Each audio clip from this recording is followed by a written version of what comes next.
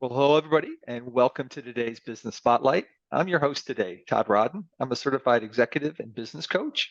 I own Aspire Action Coach based here in the Dayton, Ohio area. If you're new to the Business Spotlight, we're thrilled to have you join us and encourage you to go out and click the subscribe button so you'll receive future messages like you're going to hear today of inspiration and business learning. Today, thrilled to have Fred Burkhardt here with us. Fred is the owner and CEO of the Geneva Investment Group and also of Community Gain LLC, which is a nonprofit. And very intriguing, interesting business. You'll learn a lot about kind of a new niche business line focused on nuisance properties and specialty real estate transactions as well. So again, Fred, thrilled to have you join us here. Maybe take a minute, introduce yourself, and tell us a little bit about your businesses. Well, I'm Fred Burkhardt. My family has been here in the Dayton area since the 1850s. Knowing that, I also spent most of my adult life on the West Coast, compliments of the U.S. Air Force. I got a bachelor's degree and a master's degree in business. I found this particular type of real estate working for another organization, and it challenged me to look at how do you take what nobody wants and make it worthwhile, and how do you do that? So I found this Ohio statute, and I've been doing it for the last 3 or 4 years. Maybe explain what that typical transaction would look like so people have context. Right? Well, I generally look at delinquent tax rolls, primarily because if people aren't paying their taxes, in all likely they're also not upkeeping their properties. Given that, I have several algorithms I go through to narrow that list down. And finally, I end up driving that list to find properties that are boarded up. Right now, there's about 37,000 of them in the metropolitan area. So there's no shortage. With that in mind, we then evaluate the process. This is a while it deals with real estate, this is a legal transaction. We actually sue the owners of the nuisance property under the Ohio statute, ORC 3767.41. And to date, we've only had one owner actually show up in court to claim it. This is not eminent domain. This is an opportunity to get the property rehabbed, and at the end of the process, the owner has an opportunity to get the property back. So really, I mean, a coming together of needs in the marketplace, right? Of lots of communities struggle with kind of abandoned properties that are run down, dilapidated, like you said, nuisance properties. But then also we've got a shortage of housing in the community as well. So a chance to take, flip, and renovate those nuisance properties and make them a valued asset in the neighborhood. Yes, that's pretty much it. Okay. So how did you get started in this? Again, I was working for a local jurisdiction as head of their Community Improvement Corporation. It was the city of Trotwood. We had access to properties, the tax delinquent nuisance properties, through the county because it was quasi-governmental. So I was aware of this statute, but we didn't need to use it because we had other tools that were available that were more readily available and more cost effective. So when I left the city of Trotwood, I looked at this and said, well, gee, it's still there. The properties still need to be rehabbed. Let's apply this statute. I found several colleagues and associates that sit on the board of Community Gain, and we did our first 2 properties over on the west side, northwest side, and they were 2 fourplexes that had been sitting vacant for 15 years in an otherwise very solid neighborhood, and found an investor, initiated action on it, and we rehabbed 2 properties. We spent about $200,000 a piece on them, and right now they are fully rented and fully occupied. And not only that, but interesting side story on that. We had several young men that were in the neighborhood, and we were constantly having to pick up trash that people were dumping. And I don't mean a little bit. We went through 2 40-yard dumpsters. And so we retained these young men to help us unload things like refrigerators and ranges and furnaces and so forth. And they became essentially the lookouts and the eyes on the street. We do not have that dumping problem any longer because we also have videos of who's dumping along with their license plate. So the neighbors pitched in. Some of our neighboring complexes also started improving their properties. And overall, it's been a win-win for everyone. Thank you for that background. So normally we talk with business leaders about marketing, but I think your business model is a little different. It's probably about how to identify, properties that are available and that are an opportunity, but also having investors. So talk to how do you identify both? The property side is just diligence on detail. Again, we start out with a big list, and then we go through and look at which properties are where. And again, there's a relationship between the amount of taxes that are delinquent and the condition of the property. That's not that's not 100%, but it's probably in about 80–85% of the cases. On the investor side, we also maintain a sizable database of about, I think right now it's about 4,700 potential investors all over the country. We contact them via social media. I was delighted to hear that we might be able to access the content of this particular interview. We will distribute that on LinkedIn. We distribute it on YouTube, on Facebook. I like direct mail. We do a lot of direct mail. I have what I call mailing Mondays, and those are going out to, we target people who currently own property here in the Dayton metro area, as well as people who, and of that subsector, another subsector of those that are out of state. So we actually approach both. So that's essentially how we market. So if I'm an investor or thinking about being an investor and I'm from outside the region, right? How would I know I might be a good candidate for? That is a challenge that we have yet to completely overcome. We run a capacity of about 100 properties a year. Practically speaking, our threshold is usually about 3 or 4 a month. And interestingly enough, the investors that we deal with come in one time and then they will re-up for packages, so to speak, of 3 to 5 properties at a time, because this is a legal process. We have to operate at the speed of the court, not the speed of desire. Right. And the speed of the court functions around making sure that the owner of the property has all the due notice that they can get legally, and that their rights are protected as well. So every time a court makes a decision, there's a 30-day wait period for an appeal. Speed is not our strong suit, but we're pretty certain. Excellent, excellent. So, Brett, what do you love about this? 2 things. One, I love the challenge. I'm a challenge-oriented person. I like strategic objectives and tactical approaches. And the second, that's on a personal level. On a practical level, on a more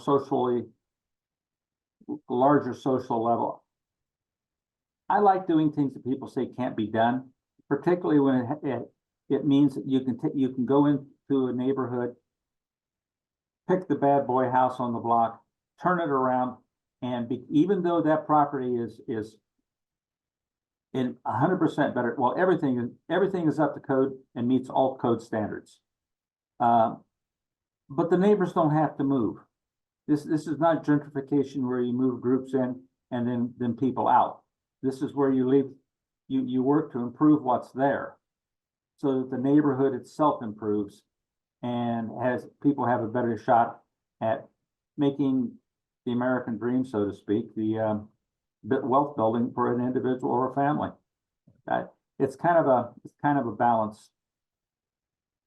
You know, love to hear that, because I think we all, a lot of times we'll see, you know, areas of the city where people kind of write it off and assume that, you know, it's never gonna, you know, turn around or improve. And this is a great way to go in and start to really help transform neighborhoods one property at a time. Right?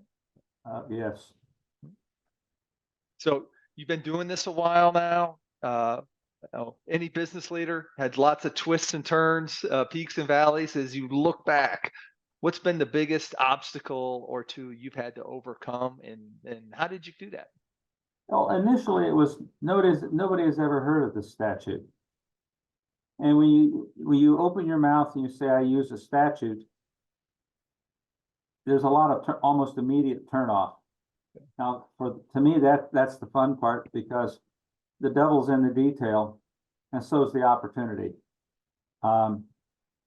Right now, I won't say that the housing market is in a chaos mode, but it's in a crisis mode because there's more need than there is inventory. So given that, you cannot increase inventory by tearing property down. So if you can't do it with new construction, and you can't do it with demolition, you better figure out a way to make it go with the way it is. And we found this statute, and that's what we're doing with it. It's just called execution. The challenge has been getting the word out. I don't know this for a fact, but based upon some phone calls I've gotten, I think I have my project has probably generated 2 or 3 other organizations similar to mine, and that's just fine. As I said, there's like 37,000 properties, so it's not like there's an absence of inventory. And the Dayton nuisance property list is probably 1,500. And again, so if I can only do 1/15 of it, and somebody else can do it, more power to them. I'll help them. So how else have you found that you talked about getting the word out? What have been keys to that? You mentioned a little bit before, I think you do some direct mail. Yes, I use very targeted direct mail. I'm fortunate that my wife is a marketing person and is, shall we say, the power behind the throne. She's probably, well, she's a lot better than I am at it. I'm pretty much old school. I just keep at it, don't know any better. I like direct mail. We have mailing Mondays. I have about 6 or 8 different postcards I mail depending on the target audience. Some of them are directed toward the owners of the nuisance property, saying, look, get off the dime. If you're not going to fix it, let me sell it for you. Others are, hey, we've got these opportunities and we can do it for a flat rate. Are you interested? We also run workshops. The workshops are primarily directed to local investors, local current property owners that are local owners of property that they have for rent. And we also check the rental registration list, and I've been known to get on an airplane and fly to Houston or Dallas or Miami and talk directly with a group of 25 or 30 investors. And we also invite them in. So I'm kind of throwing a number of different weapons at the wall in hopes of attracting investors. Again, we're running somewhere between 3 is probably the bottom, and 5 or 6 is the top number of properties per month, and that's not too terribly bad. If you're doing 5 properties a month, you're doing a good number a year. We're fast. We're governed by the speed of the court, but we're faster than most because, well, I'm a former fighter pilot. I don't usually ask for a lot of permission. I'll strike first and ask for forgiveness later. So I accidentally went after a property that a friend of mine owned that was a nuisance property, and it didn't do a great deal for the friendship, but it was interesting. He did learn to take care of his property. So as you look forward, what's your current biggest challenge? Is that still building that awareness, or? Scaling, the ability to scale the operation to meet the challenge. It consumes probably the bigger part of 30 to 40 hours of before you get to court work, just to get the property there. So it's not like it just happens overnight. There's statutory requirements of what you've got to do and what you have to have, and the documentation to acquire that and package it in such a fashion as the court will accept it. We do an analysis of the property. I'm also a licensed realtor. I do an analysis of the property for future value. We use that because the investors are dollars. When we go to court, we ask for permission to be appointed the receiver who's in charge of the property, but we also issue a receiver's lien on the property to guarantee that it's the first lien on the property to assure that the investor has standing on the property when they put money into it. So there's a sizable amount of work that has to get done. And ultimately, if we were starting to run at 100 properties a year, the type and nature of delegation and monitoring of the work that's being done is going to be a challenge, but it's doable. It's a process-driven operation. And when I was with the city of Fresno, I had 5 divisions, 162 employees. It's organization and structure. Well, that leads right into team. So maybe describe your approach with team, right? And what do you feel the strengths are currently? Well, I look at a team. We had a frame of reference when I was in the Air Force that a missile gets launched because of the person who pushes the button and also gets launched because the person doesn't stop him. And I kind of look at a team the same way. If I'm going down the path incorrectly based upon a team member's observations, I listen to what they say. Yeah, I know I'm in charge. I know I own the company. I don't need to be told. But I also understand that I'm fallible, and I expect people to tell me when I'm wrong. And I try to learn from that. And I work very hard at surrounding myself with competent individuals that make up my team. And when we go, the team is the one that wins. I happen to be the spokesman, but I don't do all the background work every single day. And but my team gets the credit for it. Credit's cheap, give it away. So maybe talk to kind of what the construct of your team is. What type of roles, skills, you have a very unique business line. I would say if there's one skill that's almost mandatory is a really good command of Excel. Excel is my favorite piece of software. It does things for you that most people don't even imagine can be done. It answers questions for you, mostly providing you know the question, it will provide you the answers. I have a background in big data, utilizing big data, so Excel is that. For example, the county, every piece of property in Montgomery County, there's over 300,000 of them. All the information I need to determine property condition, back taxes, ownership is all in that database. The question becomes, how do you dig it out? So it's kind of like mining for fun, except for me, it's not gold. It's, well, it maybe is. It's more than likely data that can be applied to what I need to do. I find that interesting. Yeah. So great, and very much analytics driven. You leverage tools like Excel. You talked a lot about your legal process as well. So how do you do you have legal support on your team? Do you rely on kind of third parties? We have an agreement with a law firm that handles this type of real estate. Now, they handle other legal issues as well, but they are our pros from Dover on 3767, the nuisance property statute. And they're housed right here in the office, my office complex with me. Okay, they're co-located. Okay. So what's your vision? You look down the road 3 to 5 years. You talked about scaling is a challenge, but what's your dream 3 to 5 years from now? I would like to be operating at 100 properties a year. That is the primary objective.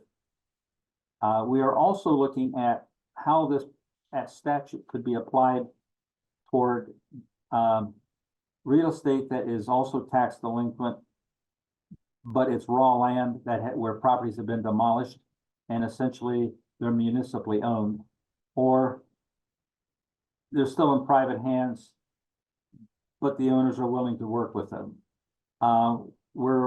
It's very prototype right now. We're looking at a housing model where we can put a 2-bedroom, 1-bath house on a lot, a pre-platted, fully platted lot, for under 115, 120,000.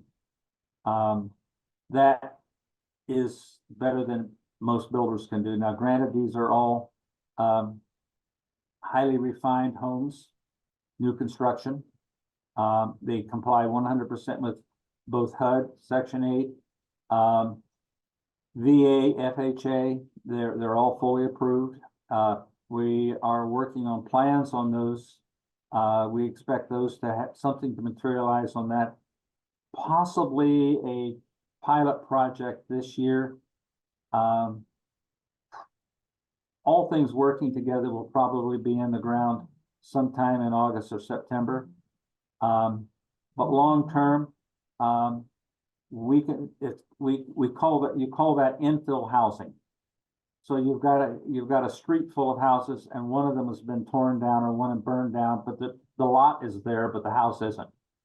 Well, all the infrastructure is in the street. The water, sewer, gas, the electric is on the poles behind the house. It's all there. What's missing is the house. We're trying to figure out a way to put the house on the land that meets code, work with the cities and jurisdictions to make that allow that to happen, and simply execute that order. It sounds simple. It's convoluted. It doesn't sound that simple. It may be simple to you, but that's good. It's a great service, right? So that's the long-term vision. I am also looking at succession planning. I turn 80 in June, and yes, I am aware that nothing goes on forever. So I'm looking at a 5 to 7 year, maybe top end 10-year horizon. Good. So you've got a long track record, Fred. What do you think have been your keys to success? I would say the key to my success lies in the fact I don't get ready to get ready. I do my background work. I don't believe in paralysis by analysis. I clearly do a lot of analysis, but it comes to a time where you've got to execute, and execution on a plan is when it's there. You got to be ready for opportunity, and when it shows up, you take advantage of it. You don't go, well, wait a minute, let's have another bite of the apple. So important, right? Because so many folks will just get caught, especially in that analysis churn, keep thinking, keep rehashing, keep waiting around that. So how do you instill that mindset within those you work with? I'm sorry, say that again. So, you talked about analysis paralysis, Yes. right? You see it in so many different places. So you clearly are driven that way. How else do you encourage that within those who support you? Because you've got a lot of folks who are kind of, they don't directly work for you, but they're third parties, contractors that you rely on a lot. Well, communication is critical. People have to understand, first of all, we got to understand how it works. I'm reminded of I think it was Star Trek II, Wrath of Khan, where Kirk turns around, whoever was sitting in the captain's seat, and says, first you have to understand how a starship works. You can understand how the system works, you can execute it or modify it to get where you need to go. I make sure that the people I work with understand the system, understand the process. Where does the paper come from? Where does the paper go? Point by point. Yes, that sounds like I'm really retentive about a lot of things, and I am. But the system works. I like electronic copies of everything, but I also like hard paper. It's hard to dispute a hand signature in blue ink. And we work as a team. We chart everything out. We know where things are on any given day in the process. And we move things along. We communicate with our investors. I actually go out and visit the properties from time to time. So it's more than from time to time. I go out and try to visit a property every 2 weeks. And you stay in touch. You listen to what's going on and you pay attention. You look and see. The two aren't always the same. A lot of people look, not many people see. And I like to connect dots. Other people tell me can't be connected. Okay. Do those things that people say can't be done. Yes. Yes. So for folks who are watching us here today, what's the best way for them to connect with you, to follow what's going on with Geneva? What are the best channels for that? Well, you can do two things. You can call me. I take calls Monday through Sunday. 937-597-3156. Or you can email me at fred@Geneva, GENEVA-invest.com. You can look at our website, communitygain.org, and I'll tell you some of the things that we've done. We're constantly striving to stay ahead of the media curve, the social media curve. It's much easier said than done. Very much so. Very much so. And not a lot of folks. I love the direct. A lot of folks give out their direct phone number. That means that you really are serious about wanting to talk directly with people. So. Can't talk to people unless they know how to call you.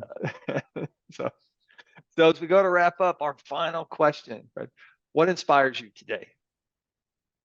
The challenge of seeing need, knowing that there's a vehicle available to do it, and how to make it happen. Well, you're clearly doing that, right? So great stories of making change in the community. Thank you. Right. So thank you for sharing your story. Again, I hope for the viewers here, I hope you took great notes. A lot of great calls to action, a lot of great ways to think differently, and to find a unique niche and then build upon it, and also solve a community need at the same time. So Fred, thank you for sharing your story. Right? You're more than welcome, sir. Thank you. And to our viewers, thanks for joining us today.